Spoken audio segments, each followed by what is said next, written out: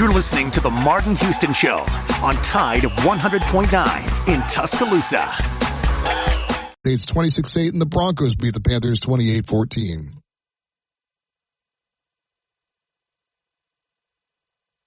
Alabama 1st and 10 on the 12. Again, Houston. He's got a hole. He's over. Alabama touchdown. I'm just wondering if your listeners know how good a football player you were. I can still see you playing that fullback, knocking those players out of the way. And I believe I could have run behind you. Martin, I can remember when we came to summer and you were playing fullback up there, and I saw you in the weight room and watched you work out in the weight room. If you could pick up, you were strong enough to pick up the whole weight room. I wanted to recruit you, and our running back coach didn't think biggest mistake we ever made. The Martin Houston Show with national championship winning fullback Martin Houston, giving you 1 hour of intense, hard-hitting analysis from an insider's perspective. It's time for the Martin Houston Show on your home for Alabama sports, Tide 100.9, and streaming on the Tide 100.9 app.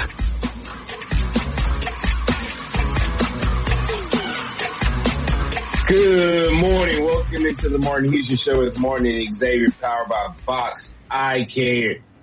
It is Monday, a manic Monday. Today's playbook, we have Kenneth Smith III joining us to talk about Bama's shutout win over Missouri on homecoming. Did Bama right the ship? Did we see flashes of the old Jalen returning? Ryan Williams and the freshman wall.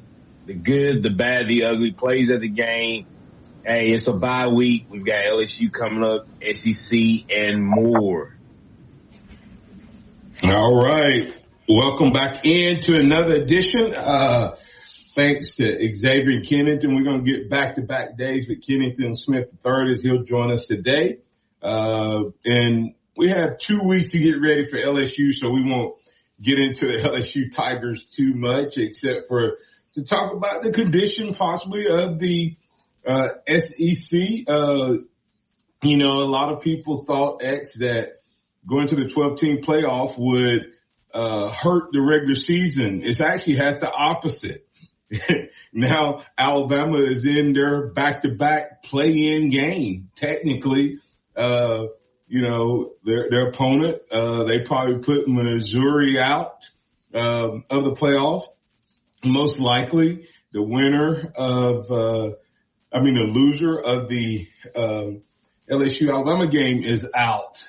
Most likely, barring chaos in the rest of college football. The SEC now still is going to have the top teams, Xavier, in the playoff, but the SEC is beating each other up and probably kicking each other out of the playoffs. Still probably some of the better teams in college football, but there's more at the top, X, so it kind of probably means that more teams are going to beat more teams. So we can talk about take some time this bye week and stuff and talk about the condition of the SEC. Is Texas A&M really as good as their record shows, or have they had the easiest road?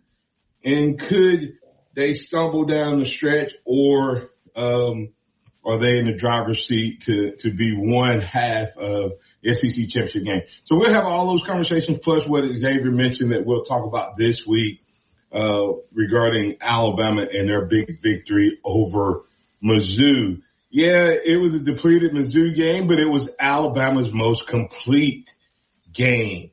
So kudos to the coaching staff for having this team ready to play and making some of their fortunes on Saturday. Remember that this is the day that the Lord has made, so let's rejoice and be glad in it. Take time today to notice someone, love someone, serve someone, be the difference you want to see in the world today. And don't forget, you can get in on the conversation on the Empowerment Strategies and Solutions hotline at 205-342-9904. All right, as we kick it off, Bama gets a 34-0 win on homecoming over the Missouri Tigers. And as I say, yes, this Missouri Tiger team had some injuries. Got to give their quarterback Brady Cook a little bit of love. He tried to gut it out, but on a bad ankle, then hurts his hand throughout the course of the game. Alabama takes advantage of that, having the 3 turnovers on defense, 3 interceptions thrown by their backup quarterback.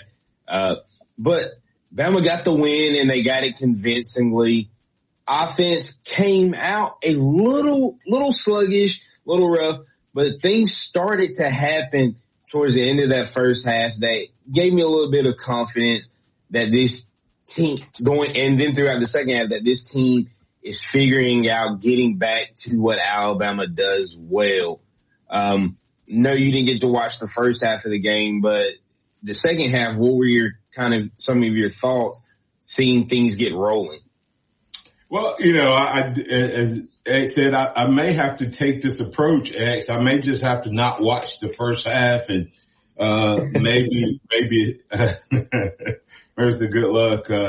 Had a busy weekend and had opportunity to visit your sister over in Athens, Georgia, and then had an opportunity to speak to some men up in Empire, Alabama, men's conference. Kudos to those guys. I was impressed. There was a bunch of Alabama guys who missed the first half of the game to receive a message. So kudos to those guys. But anyway, back to the game. Was able to hear it and then, of course, caught the fourth quarter with my visual. I was, like I said, it was slow. It was sluggish. I think in the beginning, still, if you're going to have a 34-0 win, as a team that's growing, and coming off of a loss, you still would like to have some things to work on during bye week that you can emphasize. And so, I think at least not that it was a good thing, but I think it'll give this team a chance to work on that third down conversion, from an offensive standpoint, because it was tough, not very successful there, in the first half especially, but really never got things going on third down. So I think that will be, if you were to ask me what I think one of the keys to victory is going to be in the LSU game, it's going to be third down offense, third down defense. So, I guess that would be, overall glad the guys got the win. Big win, shutout against any opponent, is good. And I'm like MHS 0407X. I like the attitude to call a timeout and put the starters back in. I mean, some people don't like that. My mindset is, it's not my job. I wish they'd let Ty throw the ball, instead of just running it. It's my job to get my team ready. Your job to get your team ready and to stop me. I wish they had given Ty a chance to sling it a little bit. Yeah, that would have been nice to see Ty get out there and see his arm a little bit. But the fact that that Womack called and defense called a timeout, put the starters back in on 4th and goal to preserve that timeout. I love that aspect. I love the fact that he looked at it and said, hey, they left, granted, yes, they had injuries, but they left the guys that were in on that drive from Missouri were the guys that started the game, minus the quarterback, and they weren't going to give it up. They were going to keep this shutout. Bama's second shutout of the season. So something we've seen this team do before this year, and that's what I loved about it. It was just the little things that at the end of this game we did to finish. I love how Jalen, even though he didn't have a slow start, but it wasn't big plays. He was 5 for 7 at one point for 34 yards. Next 8 passes, he's 5 for 8 for 75. The offense gets rolling, touchdown. Then you see him come out in the second half, and you get to see him use his legs, be explosive in the run game to take it up to 20-0. So just little things like that I saw that I really loved from this Bama team Saturday. But before we get to break real quick, we've got Chuck Hunt on the Empowerment Strategy Solution Hotline. How you doing this morning, Chuck? Good morning to you all after your and a belated happy homecoming to you all there in Tide country. And I watched some of that game on Saturday. I was watching many other games, but you all redeemed yourselves in that game and just kind of brought things back together. Like I said, it's not the end of the world yet after that loss to that team that you all say you can't stand. But it just you have to see. Hey, look, what can we? Moving forward, let's bring this together because you never know what's going to come because you have a few more games left and we don't know what, like you all said about the college football playoffs, and you just don't know what's going to occur. Anything could occur. It's not a given that those teams that are undefeated and all are going to be there in the playoffs. And also, I'm going to land on this one. I was watching a game, the team that you have coming up next. I watched them against Texas A&M. Right here in my state, and my father and I were watching, and I'm going to tell you all coming in, and that's what the coaches, I wonder, nowadays you all can answer when I get off the phone.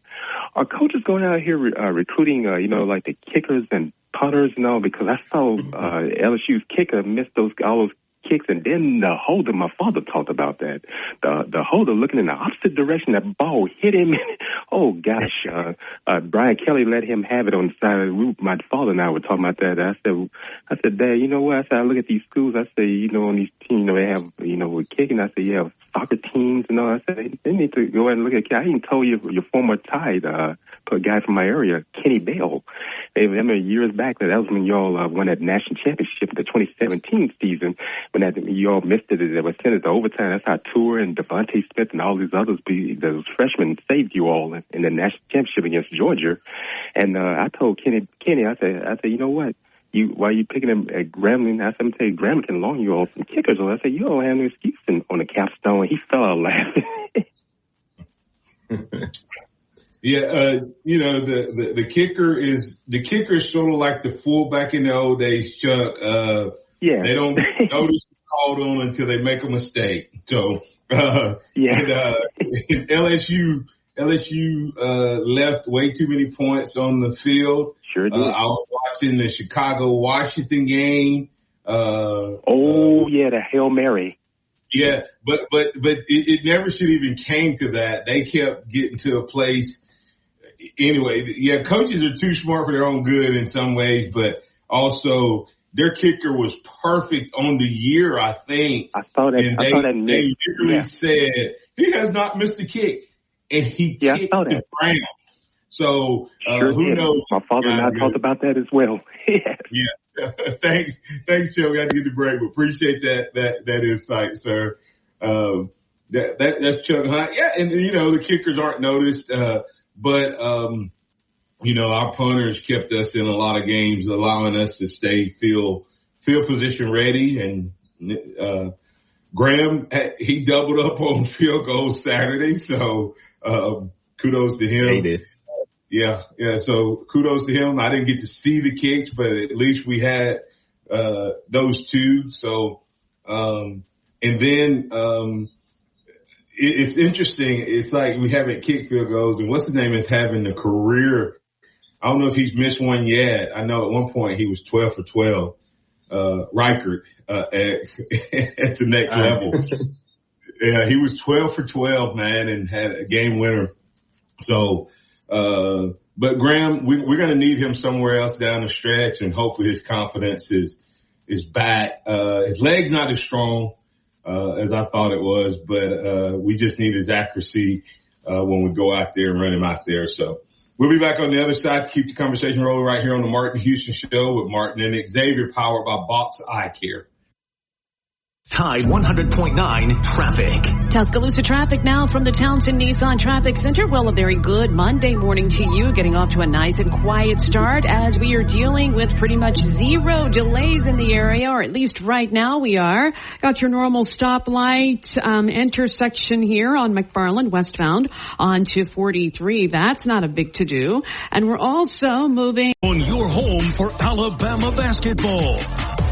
Presented in part by BMW of Tuscaloosa and by Pearl River Resort in Choctaw, Mississippi. Got timberland in West Alabama or East Mississippi? North River Timber Company has you covered. Since 2011, Courtney White, a registered forester, along with his expert team, have been managing timberland and harvesting timber across 4 West Alabama counties. They offer comprehensive timber management plans, reforestation services, and appraisals. Courtney White says timber is like money in the bank. Don't let your investment go. Problems you got with a damp crawl space or a crack in your foundation. They even do pest control and lawn care. Full service Alabama Professional Services at alabamaprofessional.com. Hey, I'm Martin Houston, and I want to tell you about exciting news happening at Box Eye Care. They've moved to their new location, bringing you a brand new lab, stylish new frames, and a fresh look just for you. Enjoy their expanded frame inventory, competitive prices, and faster service, all with the same great level of service you've come to know and trust. Discover this full-service eye care at Box Eye Care's new location. With their in-house lab, they offer unbeatable value and one of the largest frame collections in town. Schedule your eye exam today and walk out with new glasses in less than an hour in most cases. Visit boxeyecare.com. That's boxeyecare.com, or call 205-342-0660. That's 205-342-0660. Visit them at 5003 Oscar Baxter Drive. That's Box Eye Care. Your vision, our priority. Welcome back to the Martin Houston Show, the sound of Bama sports. Your show, your team, on your home for Alabama sports. Tide 100.9 and streaming on the Tide 100.9 app. I think there's just, there's moments that you go through. Anyone does. And, that was a moment that, we don't want to, I know he's not going to want to go back to, I know how he feels about it. And I know what he's done since then. And really a lot of growth, not just in a situation that might come up like that, but growth. The passion, you're never going to question the passion. The way he is in practice, sometimes you don't know if he's mad or happy. He's bringing it. We got a couple of guys like that, a Tyler Booker, they play to the end of the whistle. And then in practice, they are just taking it upon themselves to be those vocal leaders. And so they're pouring, everything into it. They're bringing their A game every single day in practice to help will this team to take those next steps and be better each and every day. And so there's a lot of growth that he's had. You love seeing growth be rewarded. And I'm very happy for him. That was Coach DeBoer talking about Malachi X and his growth since the Vanderbilt game. Malachi had one interception as a freshman, and I don't think he had any sense in 3 games in a row since that moment. So, let's see if he's able to continue to piggyback off of that and keep that streak going. But it looks like he's responded both on and off the field in a lot of ways. So hopefully that continues to bode well for the Tide. Yeah, Malachi's played the last few weeks. Since that moment, you can see the growth and the maturation from what is a low for every guy that's on this team, losing to Vanderbilt. And even though they did lose to Tennessee, the way that he has come back and played and been still that leader and overcome that, it just shows you how much this coaching staff not only believes in him, but how much work he's still putting in to make up for that. But we got a couple good comments from Bam Bam 72. This team is very capable when they execute and they focus and our focus unit. Hopefully they are dialed in now and just take care of business. Don't worry about the playoffs. That will take care of itself. It was good Tim Coggins says it was good to see Milrose sharper with his throws. It was interesting seeing DeBoer with the wideouts coaching them on turning the wrong way. We tend to put all on Milrose when not placing the passes. I like Curtis wants to say I put it to you like this. Since Jalen has been a starter at Alabama, Jalen has seen the explosives coming out of a bye week. And if you reference some of the games at the LSU last year, Georgia this year, so that'd be interesting to see if Bama can keep that up. And with Tim Coggins coming, it's something that we were wanting to talk about, and that's the freshman wall with Ryan. And if you watched the game Saturday, you heard Jordan Rodgers talk about it. In the Tennessee game, there were a couple routes where, hey, it's supposed to be this yardage or you're supposed to bend like this. And you saw that in the Tennessee game that it was just a little bit off, and the throws to Jalen that Jalen was making seemed a little bit off or out of place. Well, maybe we, as he said, you can't put it all on Jalen. Some of Jalen's throws were off last week, and some of his throws early this week were just a little bit off. But now it's going, is it the receivers running the correct route, the correct depth, making the right turns? Because the play that he's really talking about, Ryan Williams, it was a third down play, and Jalen rips it, and it looks like it's just barely off and out of Ryan's reach. Well, Coach DeBoer on the sideline is telling Ryan, you got to cut out. You got to cut out. And it throws that timing off a little bit. So is Ryan potentially hitting that freshman wall when it comes to making the right decisions and not just trying to get open, but running the correct play and route? I don't know if it's per se the freshman wall, X, for those of you who may not be fully aware of what we're talking about. You know, we assumed that Jalen was just way off against Tennessee. We assumed that he was off early in this game and his accuracy got better. The question after watching what Jordan Rodgers did, former quarterback for Vanderbilt, brother of Aaron Rodgers, who knows the game and does a pretty good job of giving you inside perspective, brought up that maybe Ryan is not finishing his routes, not, you know, instead of going 10 yards, he realized if he goes that extra yard, he's going to either cover himself up or not be as open. I don't think it's as much freshman from a wall standpoint, but maybe freshman from wanting to live up to the hype. You know, he's 17, X. We've been told that once or twice. And as a 17-year-old, is he weighted with trying to live up to the reputation potentially? Now I'm not going to turn on the kid and say that he was the reason that some of those throws were off, because some of those weren't even close no matter what route we ran from the Tennessee game. But there were several in this game that had he ran the correct route, when it's man, you keep running. Like when you break out, you keep running. When it's zone, you find the middle of the window. And sometimes that window is, I think the play you're talking about, Xavier, was it a sideline pass? No, it was back-to-back passes. He had the sideline where he tried to turn around and catch it instead of running up underneath it. And then The next play, it was it might have been an option route, but it looked like, but the way Coach DeBoer was signaling, he was supposed to break on an out route, and he sat on it, and Jalen threw it as if he was breaking out. But what I'm saying, was it to the side? Was he supposed to break to the sideline on the play you're talking about? I want to make sure we're talking about the same play. He was supposed to break out to the sideline, right? Right. Right. And so, and the reason I was asking that, X, is and when you play zone, there are what they call windows. Some windows are established by two players, you know, two linebackers. In other words, if there's two middle linebackers, inside linebackers, and they drop back, they create a window between them.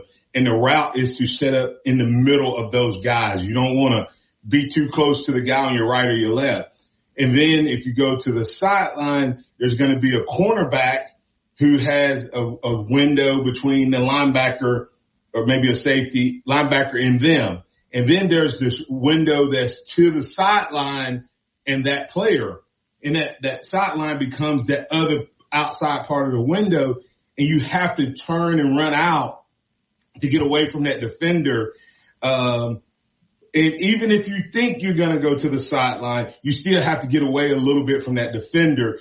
And sometimes guys just hook up a little early instead of trusting the quarterback to hit them right in stride.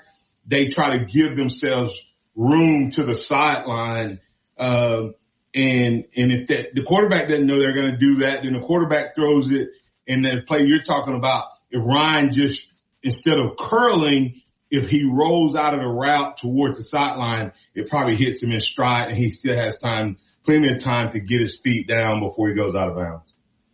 Oh yeah. Well, I mean, he was on the hash, so he definitely had the time if he had continued to run the route. But yeah, I mean, it can be a combination of things of just bad habits that not necessarily, bad habits that you learn as a high schooler because you're that much better than everybody else and you're able to do those little things.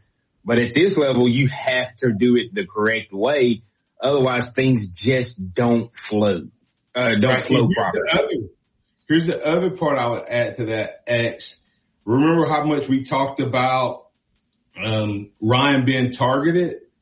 Well, This sounds crazy, but if Ryan is running his routes and changing his routes to get open, then he may have been the guy that was open, but he was open because he didn't run the route correctly, and the other guy was covered because Ryan didn't run his route correctly.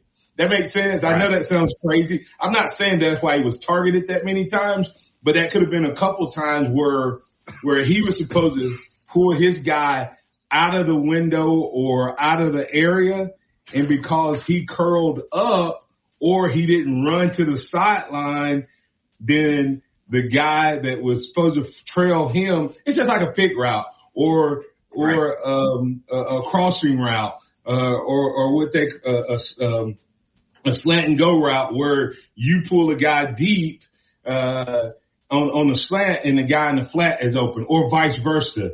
So it's interesting. All of the routes are built on each other, and if he's doing that on more than that one play we saw, which I don't know that he is, I'm just saying that Jordan Rodgers seems to think he is, and then we saw DeBoer seem to back that up. But what about DeBoer getting on the guys, X? What about DeBoer? I want to address that coming back because there's a clip of DeBoer getting onto number 55 on the sideline. And I watch people who don't know football. I'm calling them out. And if you're one of those, I'm calling you out too. They said, well, he don't respect him because he didn't look him in the eyes. We'll talk about that on the other side, right here on the Martin Houston Show with Martin and Xavier. Hey, don't forget, if you're in the market to buy or sell a home, I would love the opportunity to help you. Martin Houston Real Estate, in partnership with Realty One Group.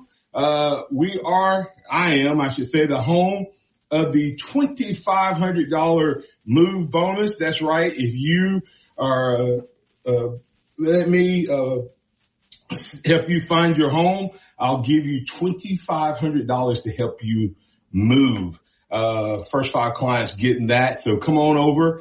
Or if you look in the list, I'll let you save 1% on your commission. So that can add up on the average to about $2,500 as well. That's Martin Houston Real Estate at gmail.com. Martin Houston Real Estate at gmail.com. Or 205-826-1381. Shoot me a text and I'll follow up with the call.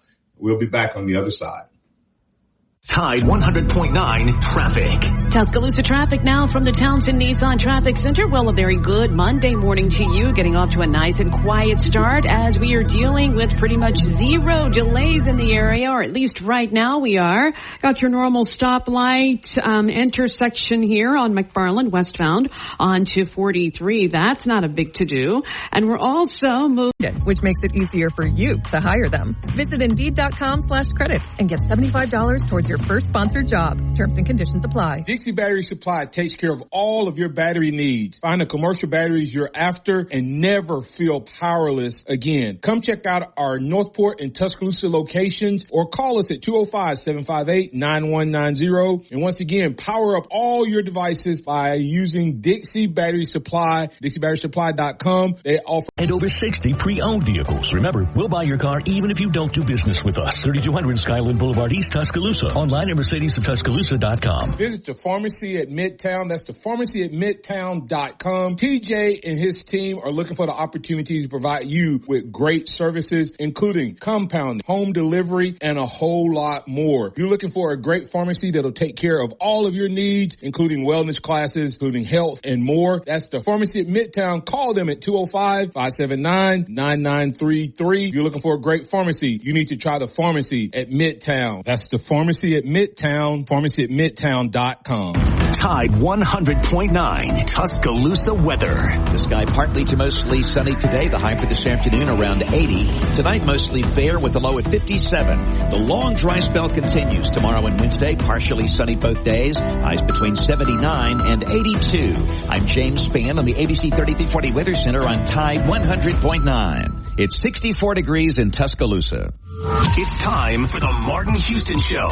With the same hard-hitting, no-nonsense approach in which he played the game, Martin will take you inside the locker room, down on the field, and across the goal line with his in-depth analysis.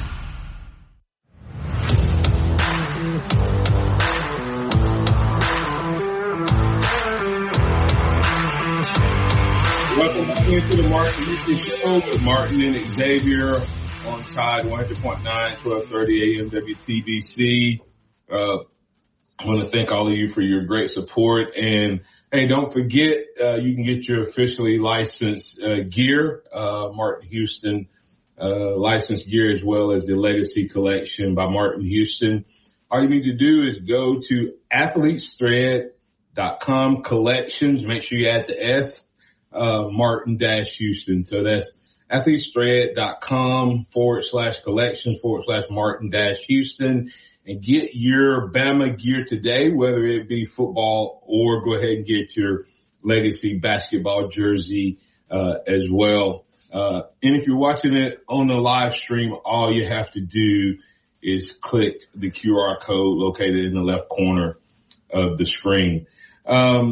It's so funny to me that people were calling, saying that he didn't, talking about Rock Montgomery. There was a clip. I don't know if you got to see it or not. I think it was somebody's phone. I don't think it was on necessarily on television.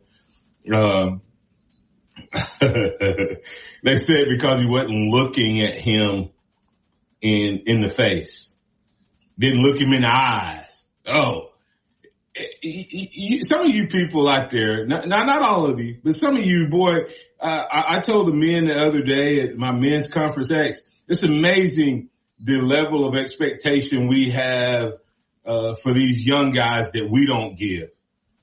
Now, how many of us have had our butts chewed before? When you get your butt chewed, and that coach in your face, some people look them in the eyes. Most don't. Especially when you know you messed up. What's the natural reaction, Xavier and Chase, when you mess up and you respect somebody? What's the natural response, guys? X, you go first. What's the natural response? If you disappoint someone that has put their trust in you and you respect them, what's your natural response? I look down. You drop your head. What about you, Chase? I look away. I kind of put my hands in my pants and just like feel awful. Yeah. Now, what do you do if somebody's getting onto you and you don't respect them and you want them to know that they don't bother you and they're not doing it? It's the opposite. Most people, when you getting on to someone and they stare you in your face and just stare at you and don't move, they probably don't respect you as much. In a lot of cases, when you're yelling at them. But when they have disappointed you because they respect you, they look away. Let me tell you what I did when I fumbled that ball. When I fumbled that ball against Tennessee, not only did I not look at Coach Stallings, I walked 30 to 40 yards out of the way so I wouldn't have to see him. And if the cameras had been following me, that what would they have said, right? And then when Coach Kersey caught up to me and said, "What are you doing? I saw you," and I just put my head down because I was embarrassed because I had let him and my team down because of my mistake. I wasn't proud of it. I wasn't going to hold my head up like I was proud of it. I was embarrassed. I was ashamed. And so the people who said that, I was like, I don't know that was the case or not. But just to look at that video and not know the context, the conversation, or the words being said doesn't, to say, it feeds their narrative. And their narrative is wrong. So, do the team need to work on discipline? Absolutely. But I don't think that had anything to do it. Bam Bam 72X says, guess some don't remember Saban, McCarron, butt chewing years back. The slap on his rear end, heard around the world. AJ wanted no part of that conversation and just kept walking. Zero. Now, was that disrespect? Part of that conversation. Was that disrespect? No. Why? Because he knew he was wrong. He knew he did something that violated what coach expected of him. So Now could it be disrespect? It could be, but I did not read it that way. Anyway, I was just glad to see, for all of the people, I have zero question about whether they respect Coach DeBoer. I heard him say it all summer. I think they were going through a crisis act with the loss. I think that the Vanderbilt loss kind of brought up some stuff, and I think DeBoer has had to take the last few games and kind of wrangle the team in and bring some guys back into the fold and all of that. I think that's what he's had to do. And, fortunately for us, we got a win going into the bye week. Right.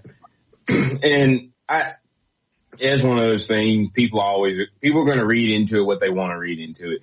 If you think Coach DeBoer ain't the guy, it'll be disrespect. If you understand situational discipline and things like that, you'll understand what was going on. But before we get to break, we've got Joey from Tuscaloosa wanting to talk about officiating. And there was some ugly calls in this game.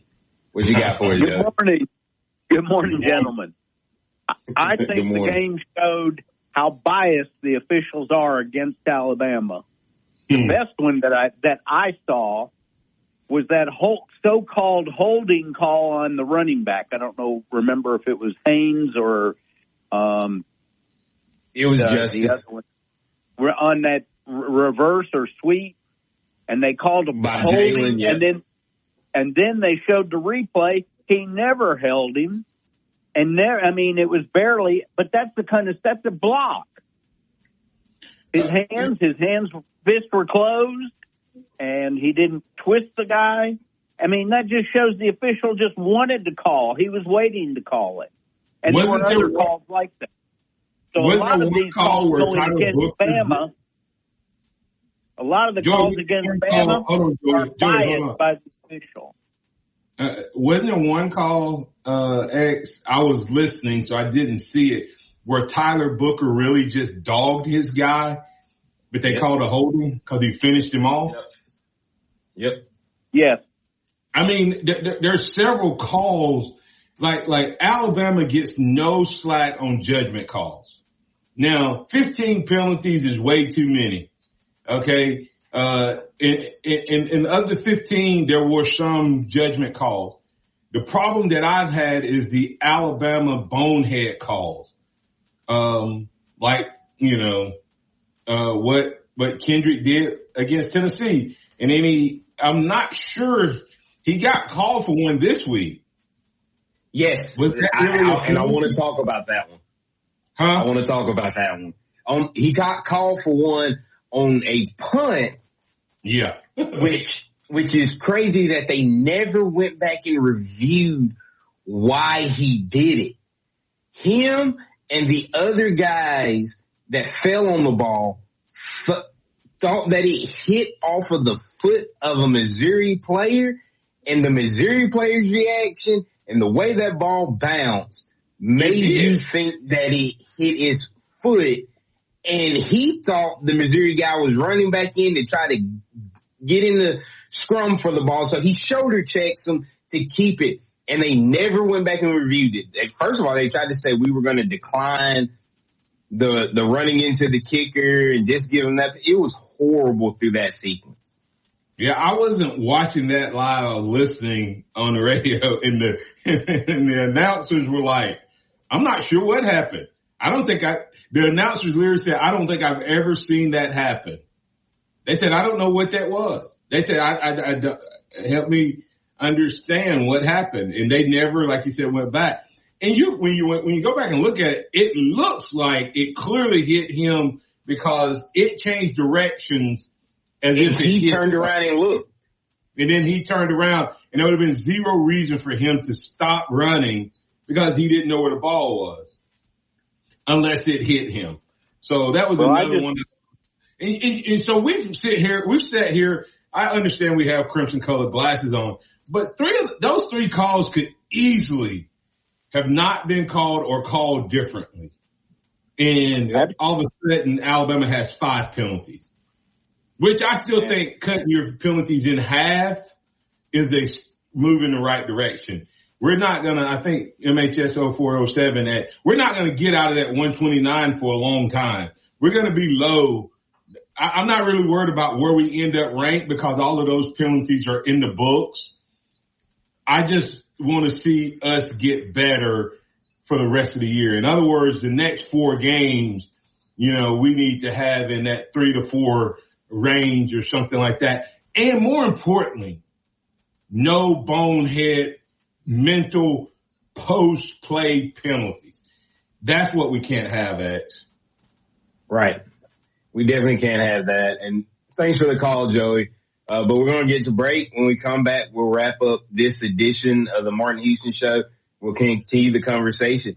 Did we see Jalen come back into form as this game went along? Coming up on The Game with Ryan Fowler. Coming up on the Monday edition of The Game, we're going to recap Alabama and the Missouri Tigers. We're going to do that with Barrett Sallee. We'll also do that with Martin Houston. We'll start at 2 o'clock with the good, the bad, and the ugly. The good is sponsored by Daniel Moore Art, and the bad and the ugly is sponsored by You Know Who. We'll talk about it starting at 2 o'clock right here on The Game. T-Town Tide 100.9, 1230 WTBC. Your home of Alabama Crimson Tide Sports. The longest running sports program in Tuscaloosa. The Game with Ryan Fowler. Weekdays from 2 to 6 p.m. on Tide 100.9 and streaming on the Tide 100.9 app. Tide 100.9 Traffic.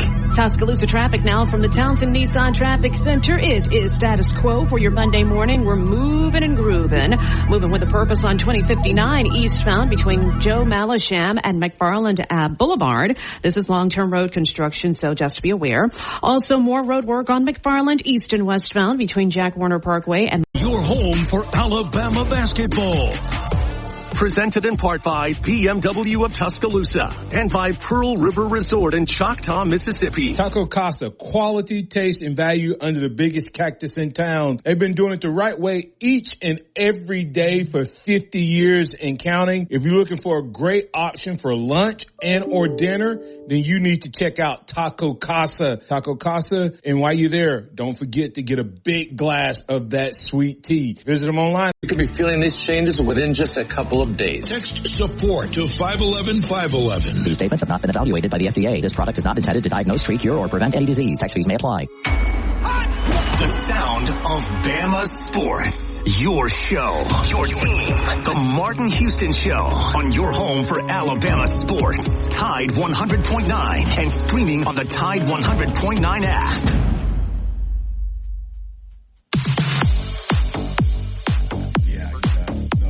I think that's how. mean, every quarterback needs a good run game, right? And so the whole weight of everything isn't on one guy's shoulders. And, there's still even more things that we can do better, and we got to stay out of situations where our backs are to the wall. Like, we can't be in 1st and 25 or whatever it was, on just a simple play where we get 12. And really, not that they don't matter, because there's a purpose to why they're cutting, but we can't have illegal chop blocks. We got to be clean across the board, hit that 12 yards, help Jalen out. It's an easy, nice throw, gets him into a rhythm to start a drive.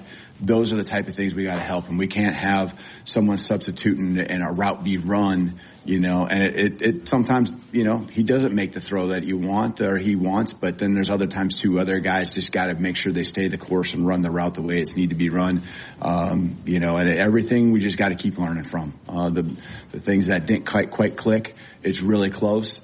And, just go back to work, make those corrections, communicate, keep talking. And that's what I saw on the sideline. I saw, some receivers and Jay Mill continue to just try to iron things out, and with Cole being out, that moves some guys around. Kobe, we got even Ryan in a spot or two, probably that he hasn't practiced much. And so just, finding that level of being in sync, at the elite level is still not there yet, but I do feel like we did some things taking a step forward. But we got to continue to take the pressure off him to where every play is on him, run or pass. And that is Coach DeBoer talking about Jalen throughout the course of the game and how the wide receivers and the quarterback have to be on the same page. Some of it's on Jalen, some of it's on the receiver, but hopefully over this bye week and going into LSU week, we see those things get ironed out, especially Cole Adams out with injury, lower body injury, ankle, foot, was in a cast at the end of the game. And that caused some guys to get moved around. And you can understand where that timing possibly gets thrown off and on the routes and things of that nature, things that we talked about earlier. And now we have the reason. Ryan might have been out of position. Kobe might have been out of position. But when you go back and you look at this game, Jalen was 16 for 26. There were 3 drops throughout the course of this game, and then a couple of routes just where the timing was slightly off. So if we hit those, now this is a 20 for 26 game, 21 for 26 game, maybe some more points on the board. Just got to work on those little things. But the number of passes is in the right place, right? Right. Not having 45 passes is the key. And I get that we never trailed in this game or anything like that, but we didn't trail most of the Tennessee game. I wish those who, I'm going to replay this just one more time.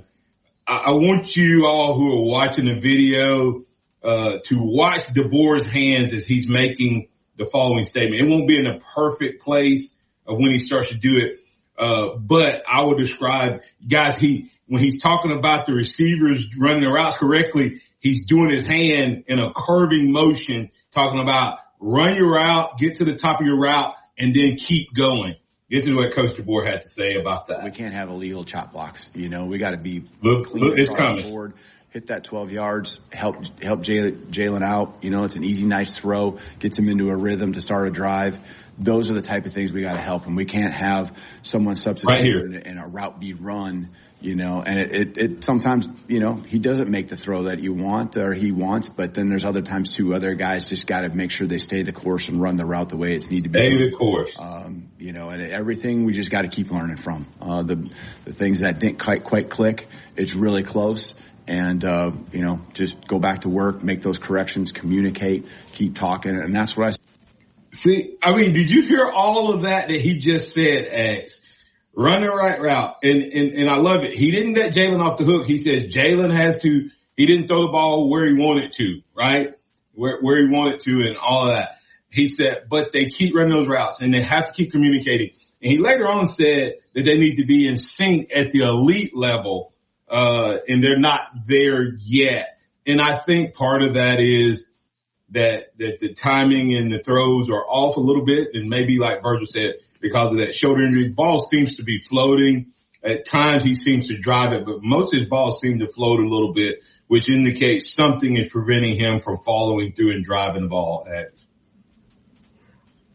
Yeah, something's off there. And, as we stated, hopefully this bye week will give him an opportunity to heal, rest.